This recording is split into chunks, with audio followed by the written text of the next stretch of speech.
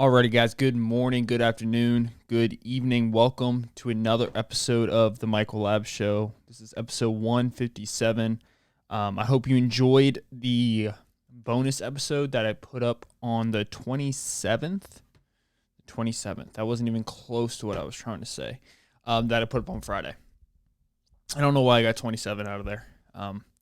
Because let me go ahead and turn that light off. I'm trying to think about rearranging a little bit the at least the visual setup for a few reasons. One reason because I think I want like darker lights in here instead of just the bright lights I have. I need to definitely make some upgrades. But thank you guys so much for tuning in again. Before we go ahead and get started, since I don't have any sponsors or any Patreon or anything like that at all, the best way for people to help the podcast get it out in front of the most people possible, allow it to grow the most, allow other people to enjoy the content so we can continue growing the show, is going over to Apple Podcast, leaving it a review. One-word review is beautiful. It's magnificent, as a highly intelligent elite would say.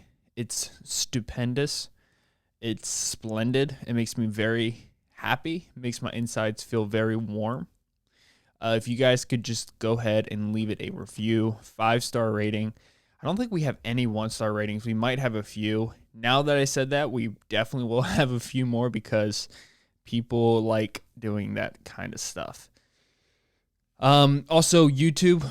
You could go ahead and subscribe to YouTube. That's been growing tremendously. You guys can just see on the YouTube videos that I have been posting, the views have been going up, the likes have been going up, the subscriber count has been going up slightly. I don't really worry about subscriber count so much. I just care about the interaction that people have with the YouTube channel itself. But now that I got all that out of the way, Google's only been around since 1998. That is only 22 years. But now that we've got that out of the way, I just want to welcome everybody back to the show. The bonus episode was good. It got a lot of feedback. At the time I posted that, at the time I recorded that episode, I was feeling I'm not retracting any of my statements. I've had a longer time to think about what I said. Oh, a few things. As you can see, I added this right here. My sister and my sister's boyfriend went ahead and bought this for me for Christmas. So thank you so much, Jen and Sam, for getting me this little plaque with the Michael Live Show on it. And then my head is now up here. The human mind is now up here behind me, right next to my monkeys or my chimps, which if you've been watching the podcast for a while, you might remember the chimps. Otherwise, you won't remember the chimps because ever since I moved in the frame, you can't really see the chimps anymore, which is kind of sad because they're like my favorite. Like, they were like the first gift that someone got me just for the podcast. That was very loud. I apologize for that. What else? Oh yeah. Taylor came into my room while I was at work and went ahead and rearranged a bunch of things. That's why there's not plants there anymore. Apparently my plants were dying, and I'm not a botanist. I'm not a flowerologist. I'm not a plantologist. I'm barely a educated person.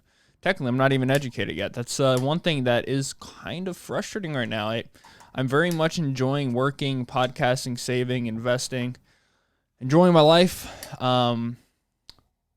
But I have to go back to college, and I completely forgot about that. I feel like college should just be canceled. I feel like they should just cut back 4-year degrees down to 3-year degrees. They should just give me a degree.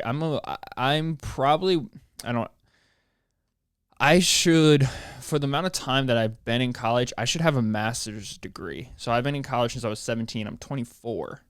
So 7 years of college, and I don't have a degree. So you can make a lot of assumptions about me as an individual. The one I would make, and the one that is very, very fair to make, is I probably am that kind of person that tends to get bored quickly with college, and I just wasn't feeling it. Still not really feeling it, but it's a commitment now, and I promised myself I'm going to get a degree, and I don't care what that degree is in.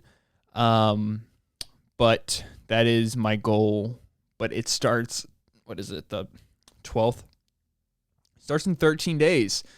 Fantastic. How to make a payment for that. Lost a lot of money. Hopefully it was an investment. Hopefully that $1,500 I spent last week will benefit me in the future. Basically college is a long-term investment. That's what it should be. If you don't feel like when you're paying college or you're taking a loan out, you feel like it's not worth it, you should probably re-look at your goals, because the whole reason why the reason why college is expensive is because it is an investment and it won't pay off for, the way the game is set up is 4 years, but in reality, it probably won't pay off in like 20 to 40 years, especially that college student loan gets really high, but there's a possibility of them forgiving student loans, especially under the Biden administration, which is it's one of those things that I struggle with. It's a beautiful idea. It would be nice to forgive student loans, but there's two things. You can't just write off money. I guess the government could do that, but I think there will be a trickling down effect, and I think the people who will, once the loans get forgiven, those same people who got the loans forgiven are probably going to have increased taxes 5 to 10 years after the loans have been forgiven, and those increased taxes are going to pay off the loans. So I don't know if it's another one of those things that sound good, but I just don't understand how. Because if you could just forgive student loans, couldn't you just forgive debt? Like not debt that we owe people, but like countries. Because I don't think like China would be happy if we said, "Hey guys, that debt's gone." I don't think China would get down with that. They might be a little bit upset because we owe them a lot of money, and I think they rely on us for our money. I'm sitting in this position right now that's going to completely jack up my hip, but what I've come to realize is my podcast episodes are much more fluid and much easier and better. That's a $10 word, a 25-cent word, a $1 word. If I sit with my right foot underneath of my butt, it elevates me. I feel more confident when I speak, but it's definitely not good for my body, biomechanics. It messes up my hip. I can't, like, if I sit straight up in a chair with both feet on my ground, both feet on my ground. We share the same ground, just in different spaces. Governor Hogan is talking right now at 11 o'clock on January 11th about possibly giving out $2,000 checks. Yeah, I don't know if you people know this, but if you live in Maryland, Governor Hogan is, there's a possibility, I guess, as you guys are watching this now, but if you haven't heard about it, Maryland might be giving out money again to people because they're upset that the federal government wasn't able to get out $2,000 checks. So looks like the comptroller of Maryland, who's like the head of the Treasury Department, I'm guessing what he does is he has like the key to all the insight on money in Maryland. They're thinking about running the rainy day fund, which is a fund essentially like what is a rainy day fund? Rainy day fund is a reserved amount of money to be used in times when regular income is disrupted or decreased in order for typical operations to continue. Yeah, okay, so it's wow. So it sounds like this would be the perfect time to have a rainy day fund be used in Maryland. So there might be a check coming your way. Now I'm going to expose myself here, and you guys are going to know exactly how much money I make, which I don't really care. I don't have any issue with like sharing the amount of money I make. A lot of people get really weird with that. I don't know. I mean,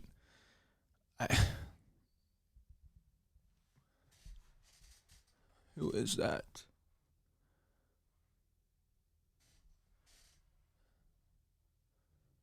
It's UPS. I think it's UPS out there.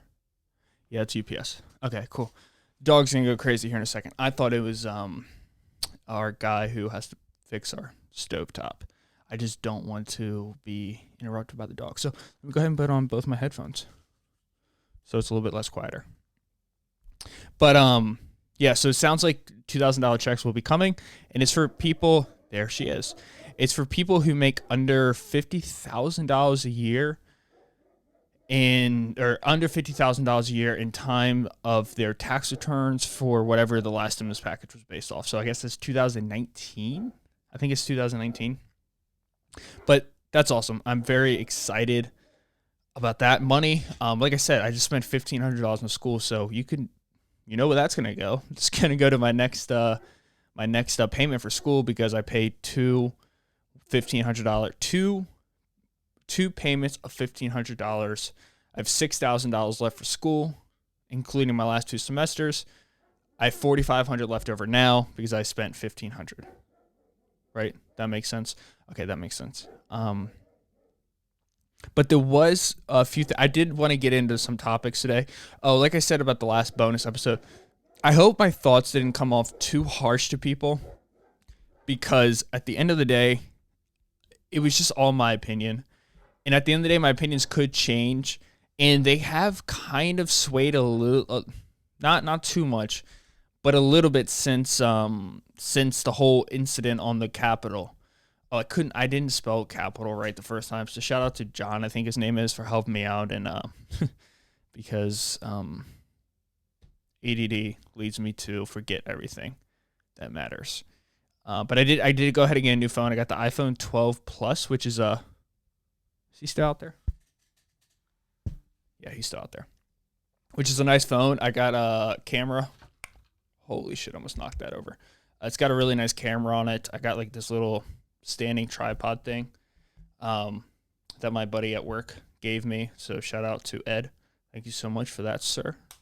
Is that a crack? No.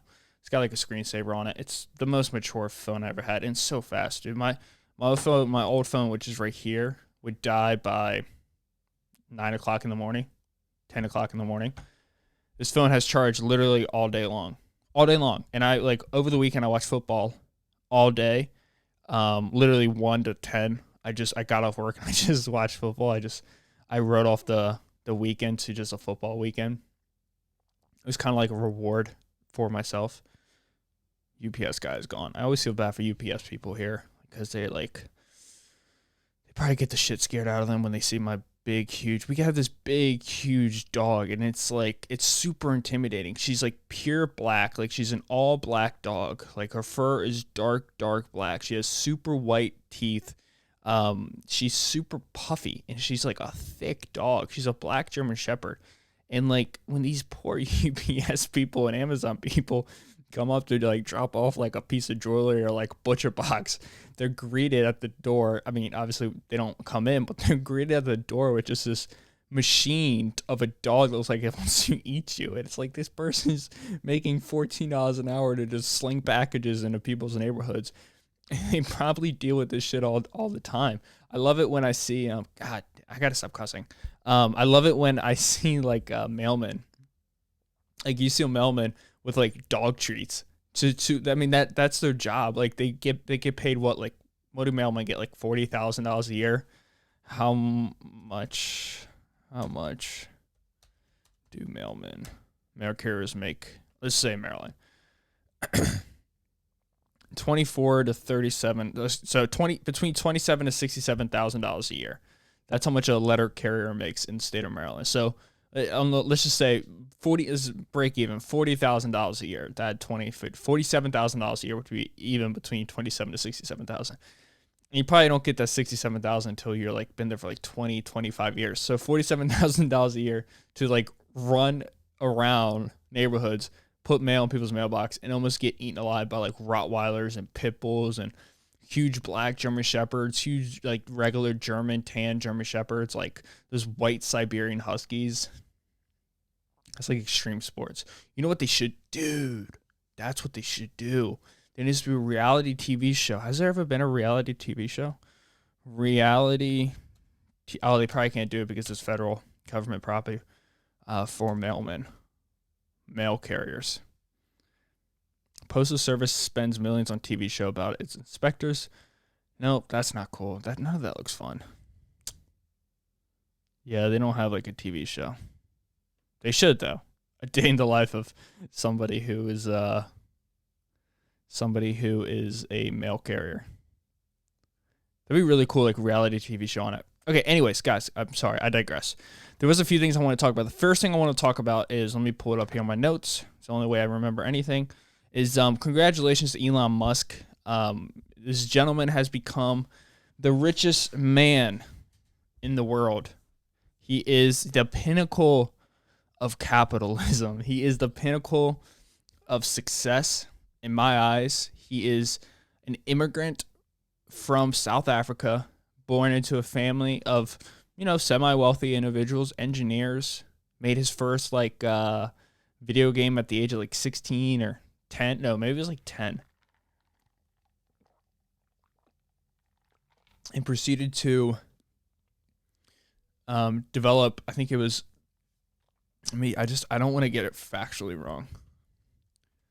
List of Elon Musk companies.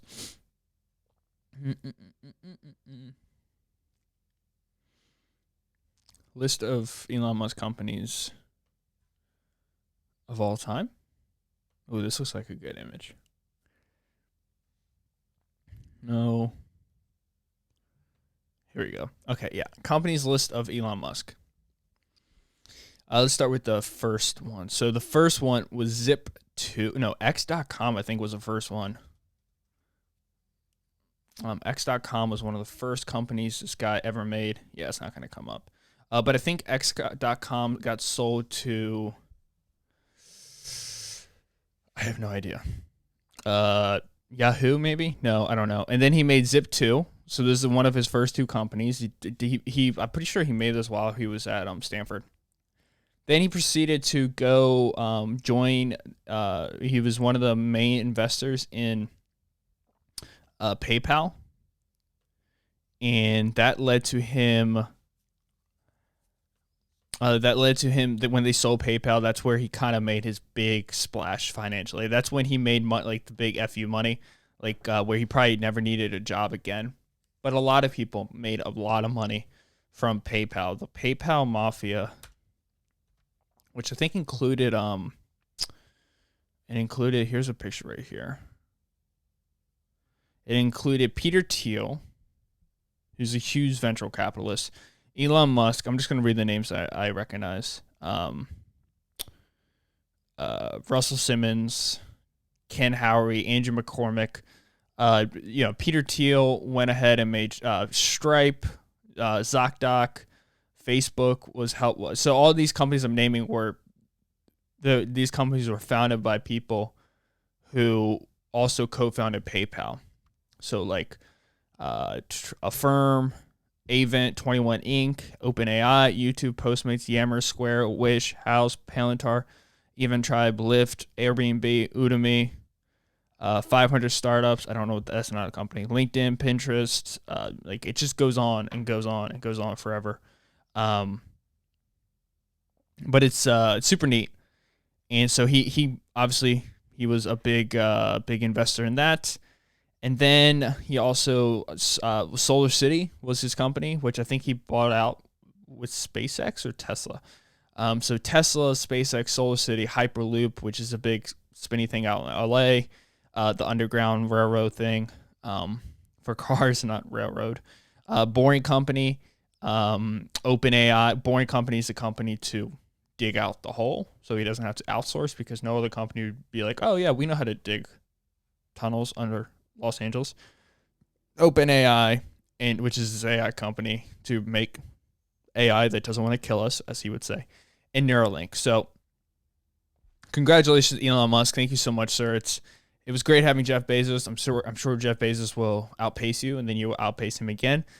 But it's great to have the richest man in the world be you, because you, sir, you still get on Twitter and you still make memes about Dogecoin, saying you are the founder or you are the king of Dogecoin, and you are a funny fella, and you're a good person. You seem like a funny dude, and you go on Joe Rogan, which means To me, you're very much a human. And I've been digging you since 2013, so thank you so much. You inspired the shit out of me. Obviously, I have one of your quotes right behind me: starting a business like chewing glass and staring into the abyss. Trash man. I don't want these people to show up and knock on my door, and I'm going to go down there and talk to them and then finish up the podcast later. I'm an idiot, so thank you. Congratulations to Mr. Elon Musk. But I'm an idiot. I went ahead and paid for my credit card, and when I paid for my credit card, I paid it on my wrong credit card. So now I have a positive or a negative balance, which means they owe me money, which means I need to contact the bank, but the bank's never available to pick up the phone. So I'm going to have to probably go on a Wednesday and get that negative balance kicked back to me. But it is what it is. When you're dumb, you make dumb mistakes. But they owe me money, so it's not like I can't get my money back.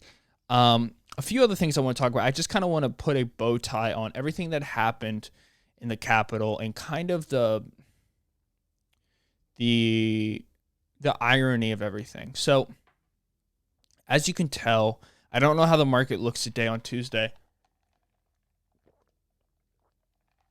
but yesterday the market was indicating that, which was it's very much a dichotomy, which a dichotomy is essentially opposite sides of the spectrum, right? So it's very much a dichotomy. We saw Wednesday the Capitol did the thing, people rioted on the Capitol, and then Thursday, Friday, Saturday, Sunday came around, and on those days, tech companies started banning Donald Trump from their platforms. I think Facebook, Twitter, banned him for a day or so, or a couple hours. I think Mark Zuckerberg went ahead and banned him permanently for a long time.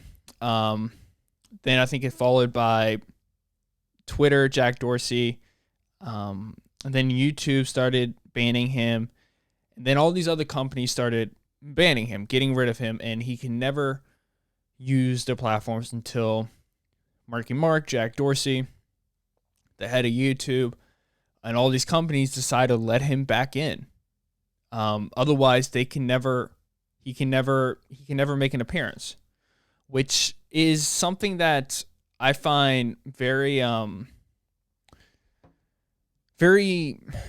interesting, because I think it symbolizes the power that is currently going on in the world with social media companies, and and it was also like Spotify, Twitch, even Stripe took away his access to Stripe, and Stripe banned him from using their software on his e-commerce websites where he sells for merch and stuff for like campaign money. And you got to respect the guy in the sense that he never took $1 from anybody for campaign money, which allowed him to be reckless. And what he said on that day was absolutely unacceptable. It caused 5 people to get killed. It was disgusting what happened. Now, it is fascinating to think that at the same time, these same people who are being hypercritical of him, which I still stand on, and what he did was still, in my opinion, it enabled acts of terrorism to happen. And I don't know how that looks in the court of law, but in my opinion, there's something that has to be criminal with what he did. But it is crazy to think that just, months and months before, when all the rioting was happening, the same people who were going after his throat were encouraging riots from happening. And I want to pull up quotes here. Kamala Harris, because I don't want to completely slander, not slandering, but I don't want to say something that's not 100% true. I just want to pull up quotes. Quotes on riots.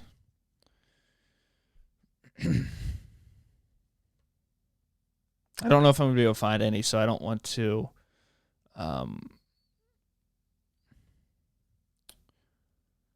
So I guess this is one. Okay, so this seems like quotes show Democrats support riots when BLM was burning down cities and killing people in the streets. So this is just some irony, and it just goes to show, like, no matter what side you're on, there's always going to be people very upset. And I think it's important to whenever an event happens, people who say this is bad, they're usually 100% of the time hypocrites. So I don't featured fact check. I don't care about that. So there is, let me just see if I can find this. Command find their needs. So according to the Post, Presley, a Democrat from Massachusetts, said the Black Lives Matter protest that, quote, there needs to be unrest in the streets. Make the calls, send the emails, show up, she added. There needs to be unrest in the streets for as long as there's unrest in our lives, which is fair. I mean, that's a fair point. Kamala Harris said protesters... I can't spell. The quote attributed to Harris that protests should not let up is legitimate, but she was neither referring to riots nor condemning people burning down buildings. So that was something she said. The protesters should not let up. What's her face? The old chick, the old House Representative lady. I just don't know why there aren't uprisings all over the country. Maybe there will be. A crowd and you push back on them and you tell them they're not welcome anymore anywhere. So it's just, I think there's unrest just in the country right now, and I think that was a tipping point, and it was a perfect storm because this guy, people were waiting to remove him from office. People hated him, and this was the perfect storm. And what he did was absolutely unacceptable. It was disgusting, and it was embarrassing, and it made me sad. And I don't want to compare it to 9/11, but I never really experienced 9/11. I was 5 years old when that happened. But I remember I was watching the riots on Wednesday from 2:30 to 5, and I was sad. Like, I really was, and I felt emotional, and I was like, I was angry, I was sad, I was confused, I didn't know what to do. It put me in a bad mood, and I had to go to work, and I don't know, I didn't go to work today, but I was just upset, I was sad, and it really bummed me out. But this is what's really fascinating about the censorship of these companies, like these large tech companies, Facebook, Instagram, Twitter, Snapchat, Parler is getting removed, all these YouTube, Stripe not allowing him to make money because that's the processing card payment software, card processing payment system that's what Stripe is. Spotify, all these companies just removing him, like really taking him away, which the irony is that they didn't do this before. So this is just me saying this. They didn't do this before. Why didn't they just take these actions before? Is it really in reality that this was the tipping point? Was this actually the tipping point? Like, what he did was so bad that we have to remove him off all platforms. That could be true, and most likely that is true. And I do think that's true. But I just want to present this other possible situation, which could also be true, which I don't think I'm speaking out like completely crazy, because people are crazy and people do insane things all the time. What if the reason why they didn't ban him 1 year ago, 2 years ago, 3 years ago, 4 years ago was because they needed him? Donald Trump is somebody who he allows so many people to make money. You know how many people he's directly responsible for the bonus at work? You know how many journalists have been hired just because of him? You know how many social media people who make a living off of their tweets on social media now have stores that have clothing that make fun of Donald Trump, that have income sponsorships because of Donald Trump? Removing Donald Trump when Donald Trump was in his prime, not when he was in his prime, but when he still had years and months left of his presidential candidacy, would have been terrible for these social media platforms. This is the irony, is that these platforms have grown to the proportions that they've grown because of Donald Trump. Twitter, Instagram, or Facebook, YouTube, they have billion-dollar investors. People don't realize this. They have billion-dollar investors. And a lot of these investors are most likely politicians. We had that jerk. There's I think it was Arkansas. I don't know who it was, but there's jerks of senators who went ahead and bought stocks when they bought a bunch. What did they do? Hold up. They owned a lot of stocks. They sold a bunch of the stocks because they knew that they had information that the coronavirus was coming. They waited for the market to So they sold all their stocks. They profited off of that. And then they flipped that money, I'm pretty sure, and bought a butt ton. Oh, no. They sold off all their stocks for the market crash. That's what they did because they knew the market was going to crash, so, because they didn't want to lose all the profits. So that's disgusting. So, yeah, but that just proves that, like, Congress is allowed to, because what they did wasn't illegal until they, because selling stocks isn't illegal, which indicates that buying stocks is legal as being a congresswoman, congressman. Anyways, I digress. But the irony here is to me, it's so obvious and it's so almost sickening. And I think a lot of people don't want to admit this, but here's the truth. Without Donald Trump and his excessive amount of just illiterate tweeting and these false accusations and these crazy things that he says, that we know that the person that he is as a president is not shocking to people who knew him before he was a president, which I think people all know. Like, anybody who's actually surprised by what he's doing, you live in fairy tale world, because this is what he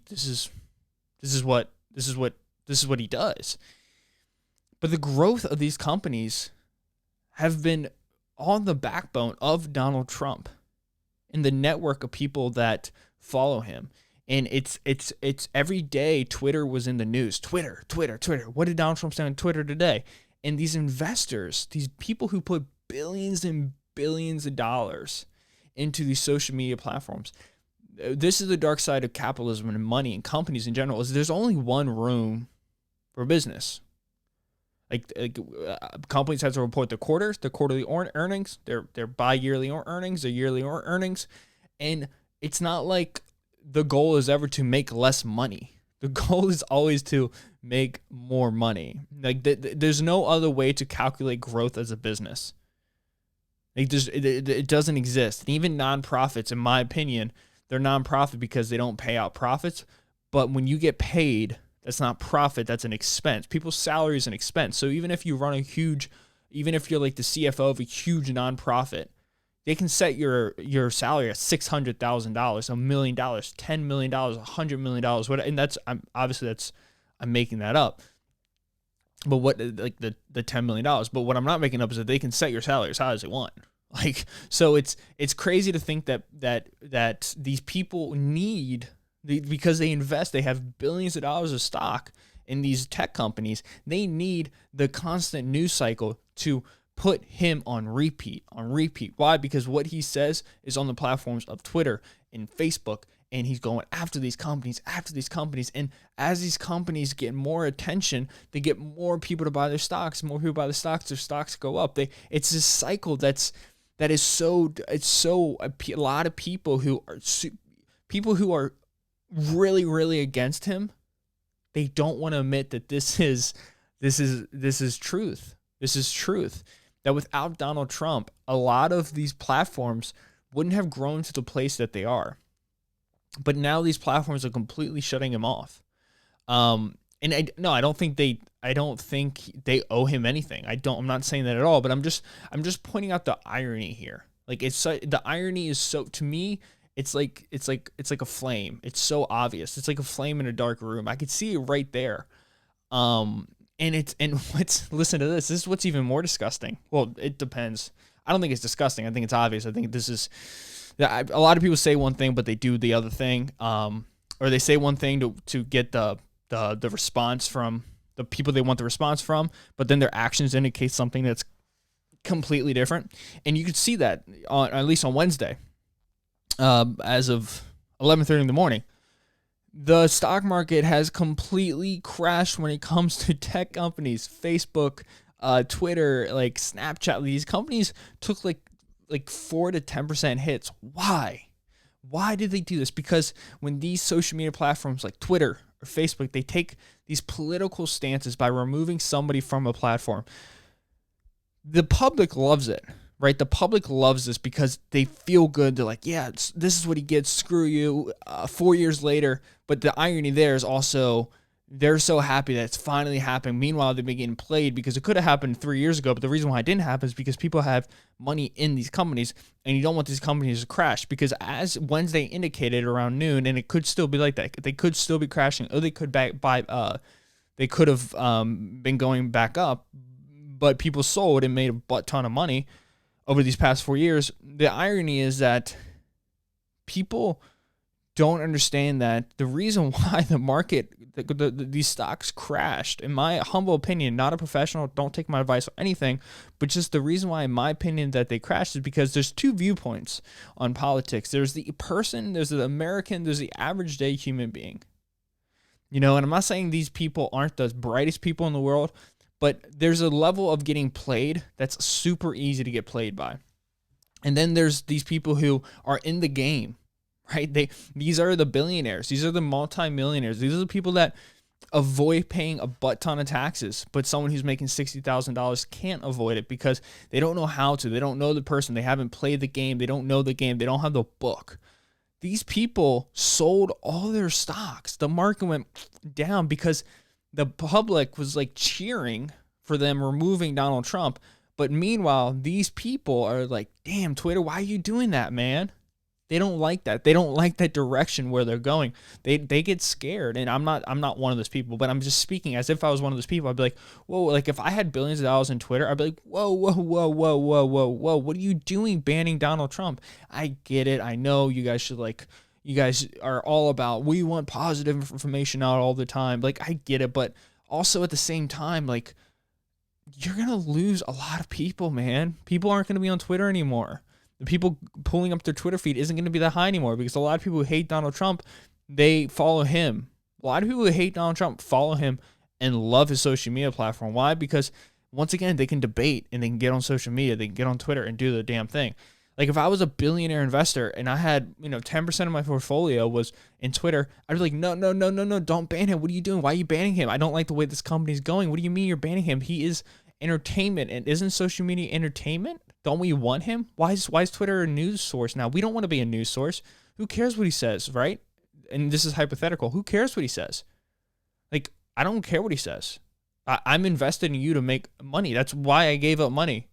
I put $2 billion in you so I can make back, $10 billion over a 20-year period. But I've only been invested for 4 years in 2016 because I saw him get elected. And I was like, yes, this is a huge opportunity. But now you guys are banning him. What's going on? And that's the reason why the market crashed, because the public loves it. Investors don't like it. And I think, and that's the thing with Twitter and like these companies, they have to play this like delicate game of the public, because the public uses their platform. Like, the average person uses their platform. And every time I say Twitter, I also mean Facebook and Instagram, Snapchat, YouTube, whatever, all these social media platforms.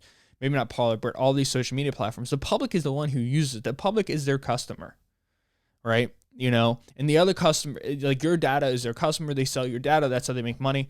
They sell your data to whatever. Like, when I bought this phone, I was telling Taylor what type of phone I got. And she had her phone off. I was talking to her mom. Taylor's listening to the conversation. I told her, oh, yeah, I got the iPhone 12 Plus from T-Mobile. 2 minutes later go by. Taylor is looking at Snapchats, like one of the news feed Snapchats. In between news feeds, T-Mobile commercial comes up for the new iPhone 12 Plus. So, like, and I swear to God, I swear to God, that was a real story. And we all know that. Like, we all know that they're using our data to sell our data. Well, how do they get your data? Well, they get your data because when you log in, you accepted that they track your location, so they sell your location, and they get better data if you open up your phone more and more in different spots. What time of the day do you open it? How long do you stay on the page? What do you stay at? What do you look at? Whatever. Because of Donald Trump, overall, there's been a higher view count for Twitter, for Facebook, for YouTube, for everybody. A lot of people have made a butt ton of money off of him. Like, a lot of money off of him. And that's why you're seeing this push and pull of, like, they got to play this game of, yes, we love people and we will do what's best for humanity. We put people first. That's what we do here. Cool. I get it. I love it. I love the initiative. But I don't believe you. I don't believe you because, look, the investors are now leaving. What's your company without investors? There's no growth. You can't grow without investors.